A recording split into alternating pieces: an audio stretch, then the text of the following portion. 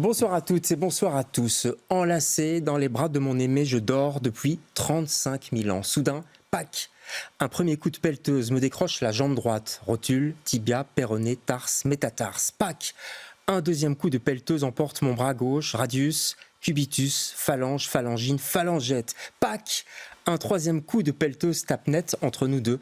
Et je m'élève dans les airs. Ainsi commence le premier roman de Cécile Lupin. Elle est l'invitée de LCR ce soir.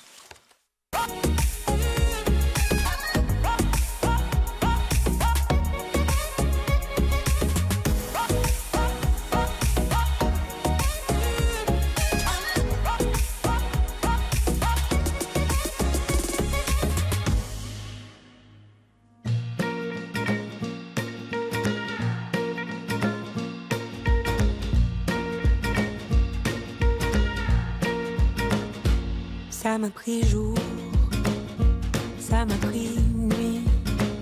J'ai fait le tour, les yeux rivés vers la forêt. Bien mieux qu'un fou, je mords les coups. Je deviens bête et je m'en vais sous l'arbre que je connais. Dites à mon grand-père,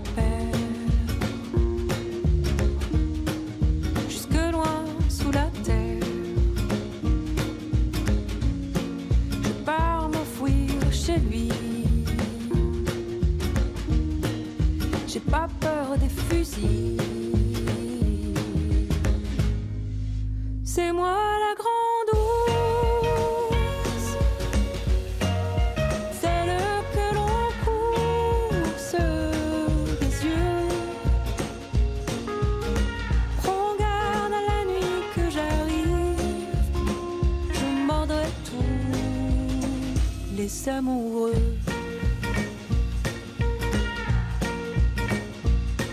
Voilà, extrait de La Grande Ourse, Marion Rampal.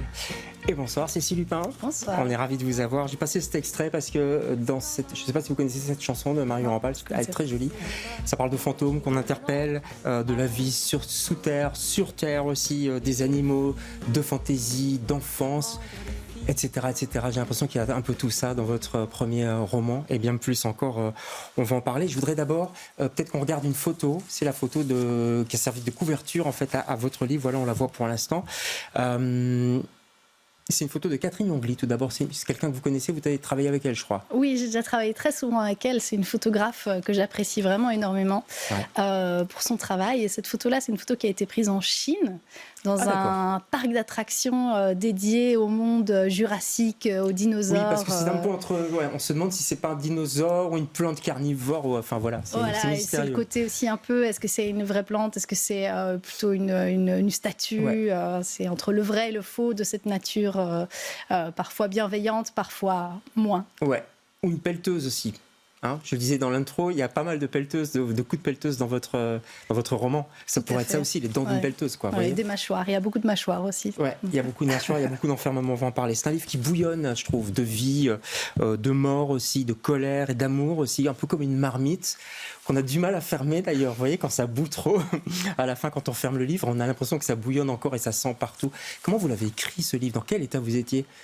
Je l'ai écrit sur un très long temps, mais j'ai essayé à chaque fois de me remettre dans une sorte d'état d'esprit commun. Ça a été écrit dans des lieux différents, des temporalités différentes, mais à chaque fois, je crois quand même que le moment de l'écriture, c'est quand même un moment de transe ou de mini-transe, on va dire, parce que voilà, il y a quand même quelque chose qui se connecte. Le corps bouge pas, mais la main bouge et puis l'âme bouge peut-être, c'est ça.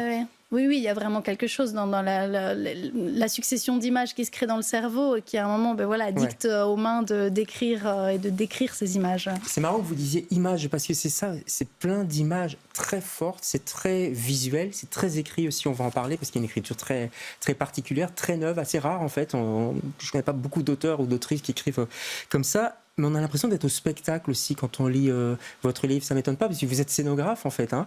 Mais un spectacle, vous voyez, un spectacle un petit peu fou. Il y aurait plein de personnages qui nous marquent, auxquels on s'attache ou desquels on se détache, etc. Et puis toute une ambiance d'odeurs, de musique, de décors.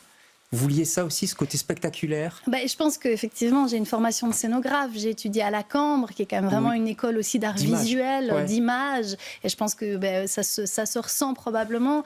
Et effectivement, je crois que moi, c'est ce que j'aime aussi, c'est quand on, dans la littérature, c'est quand on me donne à voir des images sans forcément poser les mots qui doivent forcément me guider à penser ceci ou cela. Donc c'est au travers de ces images que j'essaye de poser des questions et d'interpeller. Voilà. Et qui dit spectacle dit parfois démesure.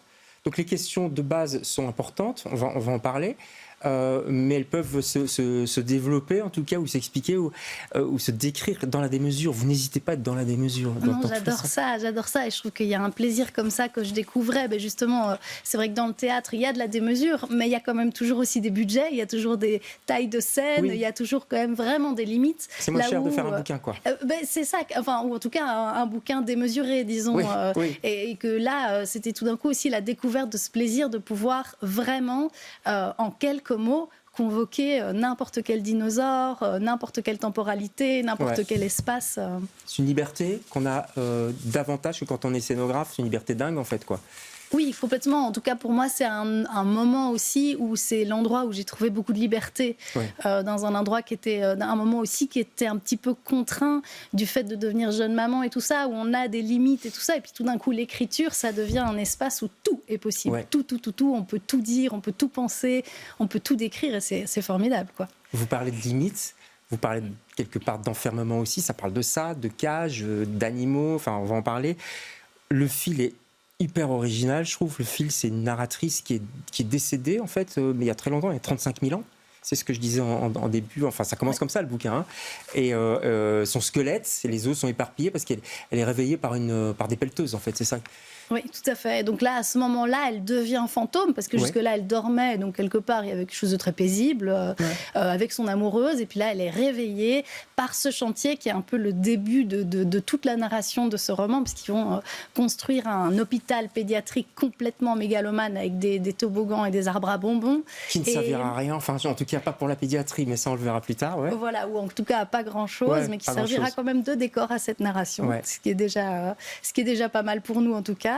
Et puis, il y avait vraiment cette idée de pouvoir avoir cette narratrice qui nous ramène aussi, à la fois, c'est une époque très contemporaine dans laquelle se passe le roman, mais en même temps, on est relié à cette jeune femme préhistorique qui, de son point de vue, aussi donne un peu relativise peut-être aussi un peu notre époque. Oui, c'est comme si elle nous regardait de loin dans un lointain passé, et peut-être dans un lointain futur aussi, parce qu'elle est infinie, du coup, elle est universelle quelque part. C'est un regard, c'est une narratrice universelle en fait. Oui, tout à fait, parce qu'elle peut vraiment, elle entend tout, elle voit tout, en tout cas dans son petit secteur, dans son petit périmètre, et et elle peut même peut-être venir susurrer des choses aux vivants, mais ça, on n'en est pas tout à fait certain. Et quels vivants? Où est-ce que vous allez les pêcher, franchement? Je veux dire, parce que, donc il faut situer un tout petit peu, on est dans une campagne qui n'est pas vraiment nommée, qui est quand même plutôt en Belgique, on dira, par les paysages et tout ça, mais voilà, c'est pas nommé en tout cas. On n'est pas loin de Paradisa aussi, on est un peu dans cette ambiance-là, quoi. Vous y faites allusion à un moment donné. Donc peut-être on est en Wallonie, on va dire. En tout cas, il y a un couple de fermiers, un couple frères et sœurs, qui ne sont pas piqués des vers non plus, quoi. Marie et Walter, ils sont sortis de votre imagination aussi. Eux, ils veulent pas céder leur territoire, en fait, et leurs vaches, quoi. Donc voilà, il y a un milliardaire qui veut construire un hôpital psychiatrique, pas psychiatrique, pédiatrique. Et eux, ils veulent pas, ils s'accrochent à ça. Non, effectivement, ils veulent pas, parce que simplement, c'est là qu'ils sont nés, c'est là qu'ils sont, c'est là qu'ils vivent avec leurs vaches pour lesquelles ils ont un amour infini. Et donc, il y a ce combat qui se met en place, mais c'est pas forcément des gens qui sont des activistes ou des gens qui veulent absolument. Non, ils sont gentils. C'est juste, ils sont gentils. En fait, je pense que tous mes personnages sont tous gentils, maladroits, mais très maladroits. Et donc ça arrive quand même à des situations ultra violentes de par leur maladresse, mais au final, il n'y a personne de réellement totalement méchant dans ces personnages. Vous avez raison, c'est ça, il y a de la violence qui naît de la gentillesse, si je puis dire, quoi. Parce qu'il y a ce milliardaire qui veut construire cet hôpital, effectivement, pédiatrique.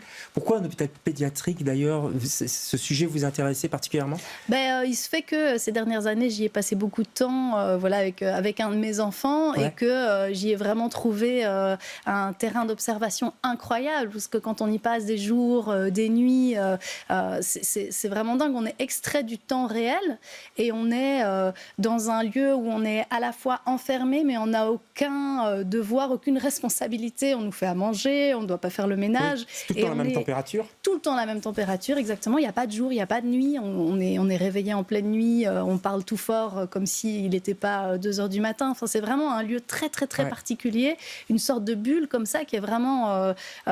c'est pas tous les jours que tout le monde est plongé dans des univers comme ça aussi spécifiques.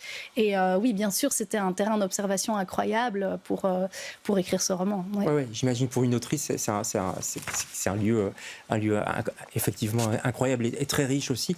Les animaux, on n'a plus beaucoup de temps à mot sur les animaux, ils sont très présents aussi, les perroquets, enfin on ne va pas tous les citer, mais c'est quelque chose d'important aussi pour vous ? Oui, tout à fait. Je pense que c'est vraiment une question qui est centrale aussi dans mon travail en général. C'est comme les humains parviennent à s'extraire du monde animal comme si on était vraiment une espèce à part. Alors qu'au final, dans le monde qui nous entoure, je pense que c'est important de se rappeler aussi qu'on est tous des animaux et qu'on est sur une planète qui ne va pas très bien et qu'il serait peut-être temps de se rendre compte qu'on fait partie de ce règne-là au final. Tous ces messages, tous ces personnages, toute cette justesse de vie, de mort, d'amour aussi, écrit dans une écriture un petit peu dingue, en transe, comme vous l'avez dit. Vous deviez vous mesurer parfois, vous freinez, vous êtes mis des freins ou pas du tout ? Ah non, pas du tout. Non, Après, c'est vrai qu'il y a énormément de retravail. Après ce moment de transe, c'est vraiment un travail très intellectuel et très posé, tout ça, où là, on essaye de vraiment construire un récit et de se dire que cette histoire doit atteindre les lectrices. Mais non, au départ, il n'y a aucune limite. Non. Bon, elle les atteint, je vous le dis, elle les atteint.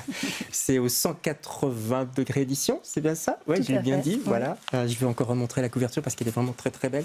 Vous avez un coup de cœur ? Oui. Vous pouvez me dire ce que c'est ? Alors, c'est Les Nouveaux Venus, un livre de Adèle Gascuel. Pourquoi en 2 mots ? Parce que j'ai adoré la liberté de ton, j'ai adoré vraiment cette narration qui, là, pour le coup, est vraiment aussi totalement dingue, mais qui en même temps est super engagée. Elle dénonce plein de choses, mais dans une sorte de gaieté, dans une joie hallucinante. Enfin, c'est complètement jubilatoire. J'ai vraiment adoré. Ça ne m'étonne pas que vous aimiez bien, parce que c'est un peu comme une sœur, en fait, comme un livre. Oui, on peut dire. Parce qu'il y a beaucoup d'humour aussi. On rigole beaucoup. Gravité, amour, humour. Merci beaucoup, Cécile, d'être passée chez nous. Je rappelle le titre.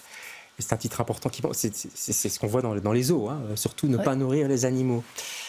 Ne pas nourrir les animaux, Cécile Dupin, foncez, allez voir ce livre, c'est une belle découverte. Merci beaucoup pour ce premier roman. Nous on se retrouve demain. Oui, alors je signale qu'il y a des rencontres peut-être ce soir. Chez Brin d'Acier à Scarbeck. Brin d'Acier à Scarbeck, excellente librairie. Une autre excellente librairie, Les Herbes Folles, ça c'est Anderlecht. Et ce sera le 23 mai. Jeudi prochain pour vous voir en chair et en os. Je dis les os parce qu'il y a question de squelette, entre autres. Allez, nous on se retrouve demain avec d'autres invités. Bonsoir.